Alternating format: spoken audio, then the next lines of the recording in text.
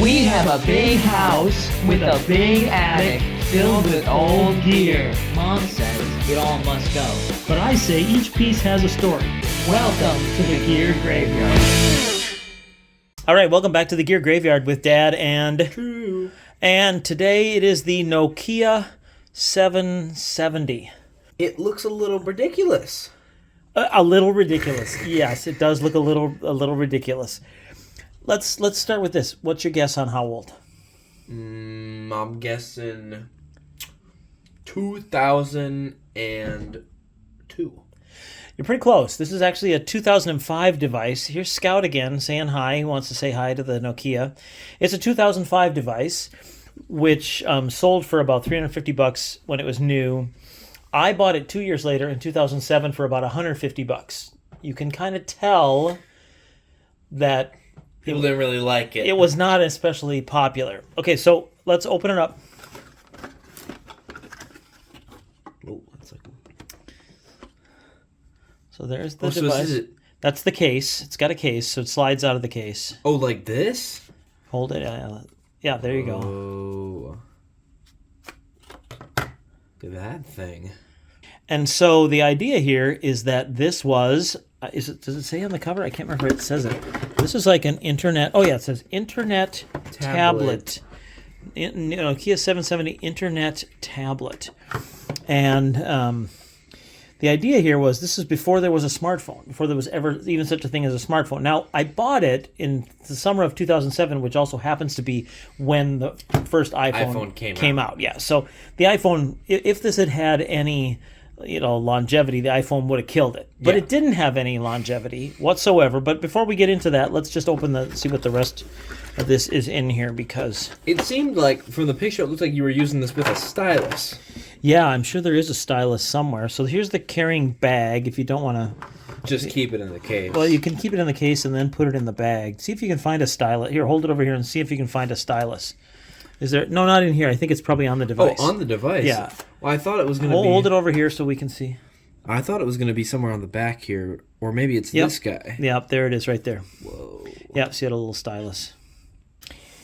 What else do we have in the package here? Let's just see. We got the Quick Start Guide. Oh, the Quick Start Guide in another language. I will probably, we'll get a look at these, how you set up the device and what you do with it. It's quite an elaborate. It's like a poster. I've got a whole poster of here what you can do with it. So I'll take a look at that and we'll get some of that up on the screen. I remember that I had to add RAM. 1 gigabyte. 1 gigabyte of MMC mobile. I'm going to see if I can. Let's actually see if it might be in the device here. There is like a, what is this guy right here? An opening? Yeah, there's something there that comes out.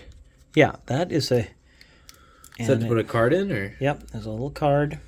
That's 1 gigabyte. This is 1 gigabyte, and that's like one of those half-size SD cards. Mm-hmm. You could put it in an adapter, and it'll work. So that's where that came from. You put the 1 gigabyte of RAM in there. But these are little headphones. Oh, some little headphones. That probably goes in here somewhere. Oh yeah, the little headphone jack right there. So anyway, yeah. So the idea here, I'm going to tell you why I bought this thing. Because I thought, wouldn't it be cool to have the whole of the internet in your pocket at all times? Wouldn't that? Wouldn't that be cool? That's why I bought this thing. And it's a touch screen. Back in the day, I was like, yeah, this is what I want. I want one of these things. I'm happy to say that now I do have such a device in my pocket that does everything that this could ever have done and much better. Way more and much better. Way more better than that.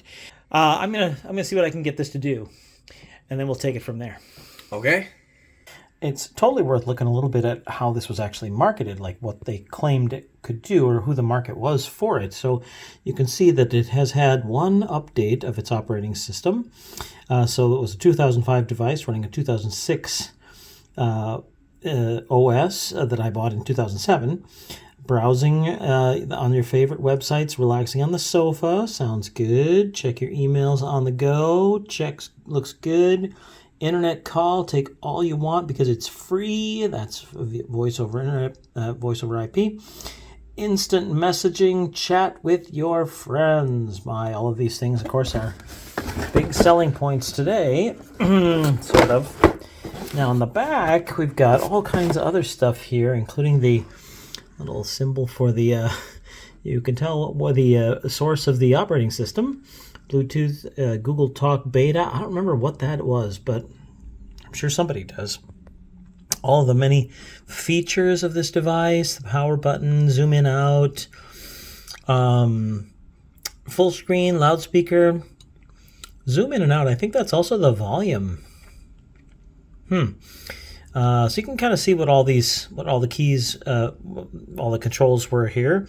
And here's some other stuff that it was, they were touting on the back here. Web browser, email, internet call, instant messaging, RSS feeder. Oh, that's a feed reader. Yeah, that's a good thing. Media players. I never really thought of it as a media consumption device, but I guess they did. They thought of it. So we'll look at the connectors on the bottom here. This is the headphone jack, obviously the USB Mini B, the power connector, and this is the microphone. On the front, we've got the scroll and select. This would be the refresh, or I think it actually serves as the back button in the documentation. It's actually called the escape key. And then there is the menu key and the home key. On the top, it's full screen, volume, and power. This Nokia had a little adapter. I think that adapter might be in here.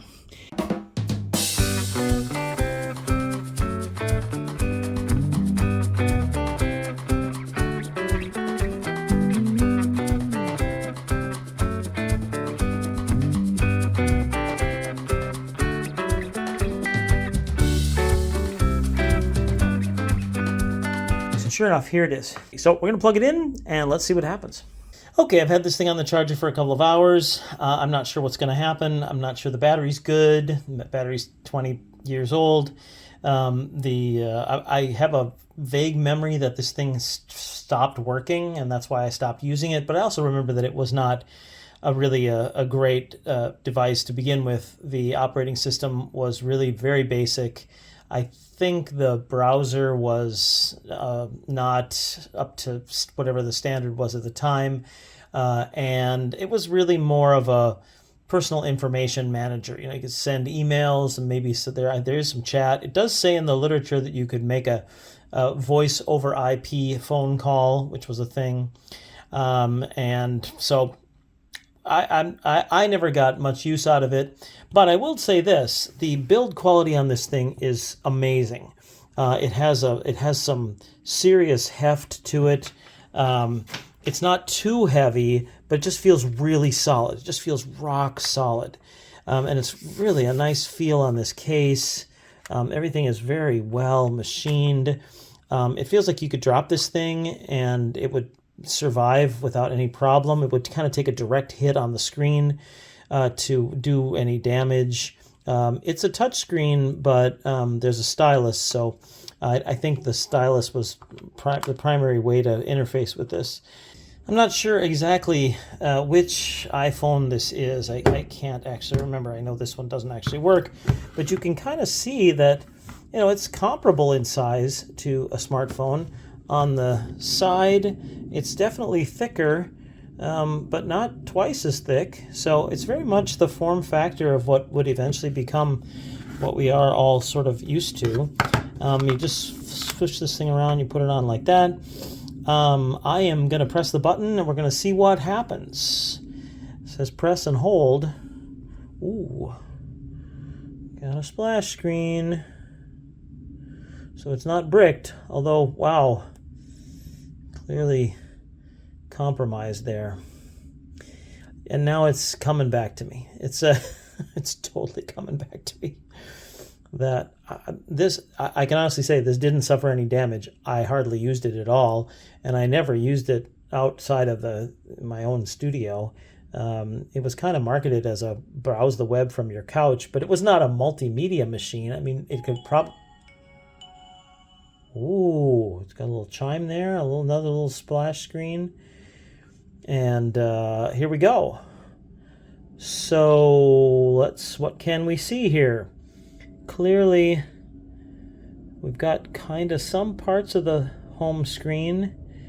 We have no posts, but I can't really see enough. I'm going to just see if I get the stylus out. I can't remember if you can just, I think you have to use the stylus to get it to do something.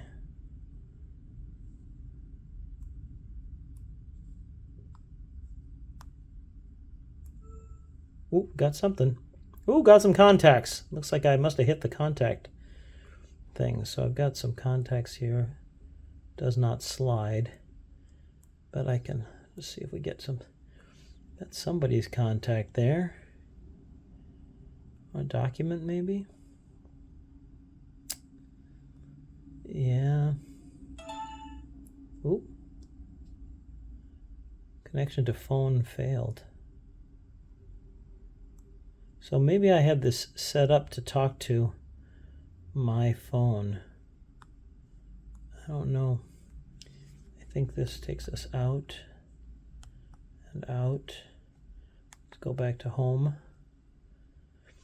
Well, I'm going to be guessing here as to what it's going to do as I tap on things. And I can see some icons down there. This would certainly have a very old email on it if it had any active email. But how about that? It's not bricked. It actually came to life, although it's certainly not usable. I imagine I remember seeing that the icon in the upper left was it says browser window, bookmarks.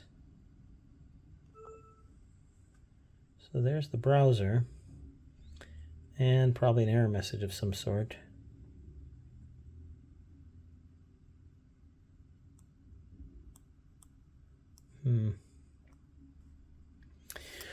Well, all right. So that's about all we're going to get out of this, I think. And this is a thing, I'm not sure anybody's going to want to buy this, but I may put this on eBay, see if somebody wants this for their old tech museum. It feels like it might be good for that. It's a very interesting device. I don't think this really had much purchase in the market. I mean, it was not ever... Oh, something's happening. Again, we've connected to the phone, failed. It was probably never going to find a big audience. Maybe if it had been able to connect to the cellular network, which it can't.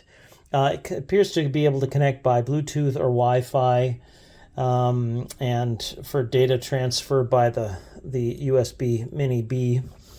And I think that this was kind of pointed the way toward the iPhone, which, as I said at the beginning, this came out in 2005, the iPhone in 2007. So it's kind of one of the ancestors. Let's call it an ancestor of the iPhone. It's the one that got away, so to speak. And I know there are other ancestors that are even older than this. This was at least a mass market product, and they were closing them out when I bought it, and I just thought I got to see what this is like. And so I'm kind of glad I did, but it never turned out to be a very practical device.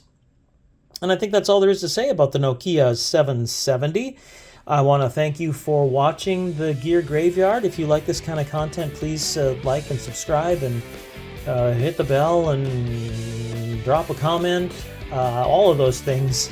And I look forward to seeing you next time. Thanks again for watching. Oh, I just picked this thing up to put it back in, and I realized that it's a very cool Nokia hologram. And I guess that's how you know it's a genuine Nokia battery.